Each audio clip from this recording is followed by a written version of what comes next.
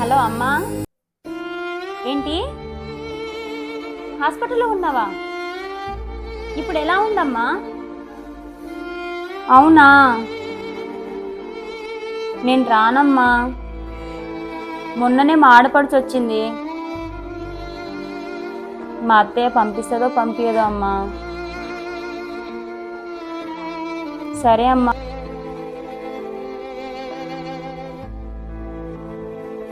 అమ్మా, చెప్పమ్మా.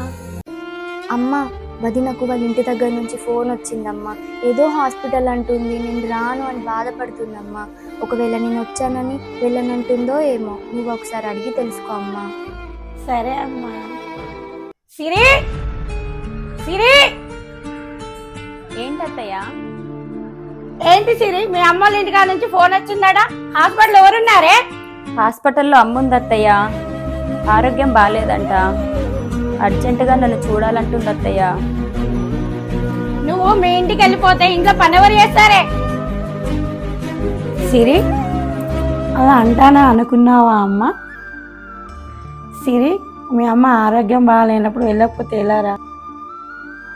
అవును వదిన, నేను వచ్చానని నువ్వు వెళ్ళకపోతే ఎలా? అమ్మ ఆరోగ్యం కుదుట పడేదాకా ఉండి రావదిన, అమ్మ దగ్గర నేను ఉంటాను. సరేరా మాధురి. సరే అత్తయ్య, నేను వెళ్ళొస్తా. ఏంటత్తయ్య? మాధురి,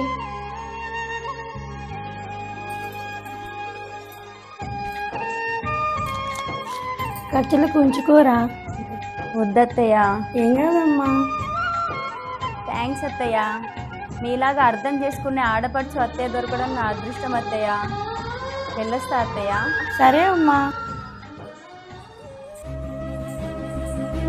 సిరి, హడావిడిగా ఎటు వెళ్తున్నావురా?